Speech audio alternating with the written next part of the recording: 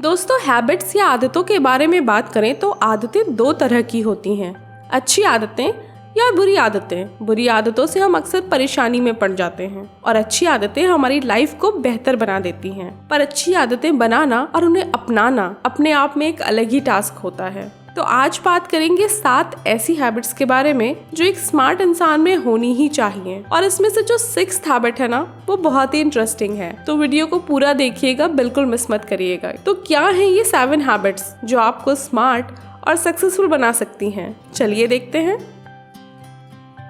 Number 1, ask questions.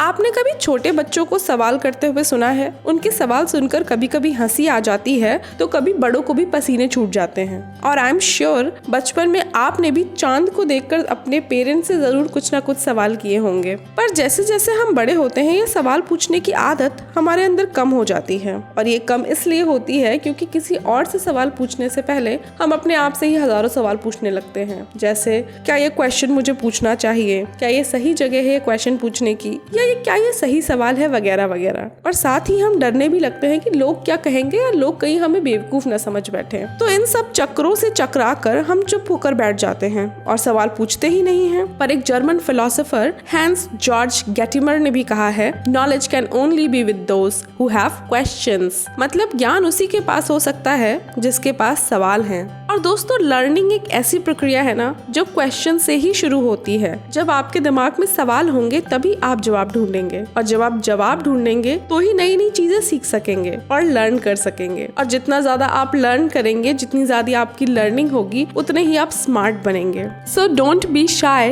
And start asking questions. Number 2, hang out with smart people. बचपन में हम सभी का एक ना एक फ्रेंड ऐसा जरूर बन जाता है जिसे हमारे पेरेंट्स बिल्कुल भी पसंद नहीं करते हैं, और वो आपको उसकी संगत से दूर रखने की पूरी कोशिश भी करते हैं, क्योंकि एक इंसान अपनी संगत से ही पहचाना जाता है। साथ ही हम अपनी संगत से, अपने दोस्तों से काफी कुछ सीखते हैं। इसलिए अगर आप भी स्मार्ट बनना चाहते हो तो ऐसे लोगों से दोस्ती करिए जो स्मार्ट हो, जो आपका टाइम वेस्ट करने के बजाय आपको अच्छी एडवाइस दे सके, आपको कुछ नया और बेहतर सिखा सके। और जब आप ऐसे लोगों के साथ रहना शुरू करोगे, ऐसे लोगों से दोस्ती करोगे, तो आपकी स्मार्टनेस अपने आप बढ़ने लगेगी, क्योंकि आप हर दिन से कुछ नया जरूर सीख पाएंगे। Number 3, take time to think. दोस्तों, आज के ज़माने में हमारे पास बहुत सारी चीज़ें हैं करने के लिए, और हम कई सारी चीज़ें एक साथ करना चाहते हैं, और इसीलिए हम बहुत जल्दी डिस्ट्रैक्ट हो जाते हैं, किसी एक चीज़ पर कंसंट्रेट नहीं कर पाते हैं, और इसीलिए कोई एक चीज़ हम फोकस करके सीख नहीं पाते हैं। तो इसके लिए हमें यही करना चाहिए कि हमें एक बार में एक चीज़ पर फोकस करना चाहिए। अपने ब्रेन को जितना हो सके उतना टाइम दें सोचने के लिए और नई इन्फॉर्मेशन प्रोसेस करने के लिए। आपके साथ भी कभी ऐसा हुआ होगा ना कि आपने कोई न्यूज़, कोई आर्टिकल, कोई बुक पढ़ी, और जब आप 2-4 दिन बाद उसे दोबारा पढ़ें तो उसमें कई पॉइंट्स ऐसे मिल जाएं जो शायद आपने फर्स्ट रीडिंग में मिस कर दिए हों। अब ऐसा क्यों हुआ? क्योंकि अपने ब्रेन को आपने टाइम ही नहीं दिया इन्फॉर्मेशन को ठीक से प्रोसेस करने के लिए। जब आप कोई काम शांति से, आराम से करते हैं तो वो काम परफेक्ट होता है। और स्मार्ट लोगों की ये सबसे मेन क्वालिटी है कि वो हर चीज को सोच समझ कर करते हैं। तो टाइम लीजिए, सोचिए और फिर आगे बढ़िए। Number 4, do something new even if you think it won't work.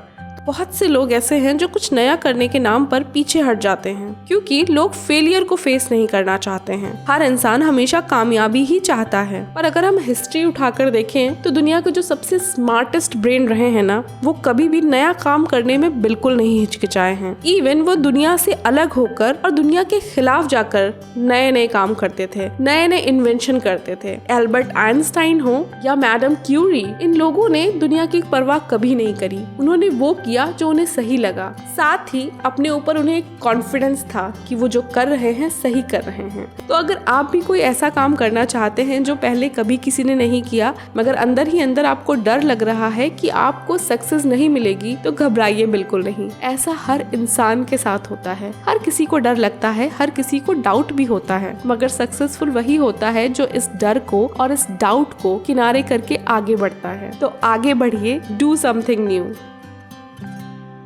Number 5, apply and share new knowledge. दोस्तों, ऐसा अक्सर देखा गया है कि अगर आपको कोई चीज याद नहीं हो रही है या आप किसी चीज को बहुत अच्छे से समझ नहीं पा रहे हैं, तो वो आप किसी और को पढ़ा दीजिए या बता दीजिए, तो वो चीज खुद ब खुद याद हो जाएगी या और बेहतर तरीके से समझ में आ जाएगी। इसे ही कहते हैं नॉलेज को शेयर करना। और जब आप अपनी नॉलेज को ज्यादा शेयर करते हैं तो वो ज़्यादा बढ़ती है और आपके दिमाग में ज़्यादा क्लैरिटी आती है। दोस्तों, आप जो भी पढ़ते हैं, सीखते हैं, उसे रियल लाइफ में अगर अप्लाई नहीं करते हैं तो समझ लीजिए वो नॉलेज अधूरी रह जाती है। ज्ञान को जितना ज़्यादा बांटा जाए वो उतना ही बढ़ता है और निखरता है। मान लो आपने कोई नई किताब पढ़ी है और इस किताब में पढ़ी गई बातों को अगर आप दूसरों से शेयर करोगे तो आप खुद अपनी ही नॉलेज बढ़ाओगे और साथ ही दूसरों के इनपुट से आप कुछ नया भी सीख पाओगे। तो जब नॉलेज को शेयर करने के और अप्लाई करने के इतने सारे फायदे हैं, तो क्यों ना आप भी एक स्मार्ट डिसीजन लें और अपनी नॉलेज को अप्लाई करना और शेयर करना आज से ही शुरू करें। पॉइंट नंबर 6 और आज का सबसे इंटरेस्टिंग पॉइंट है, play games that task your mind.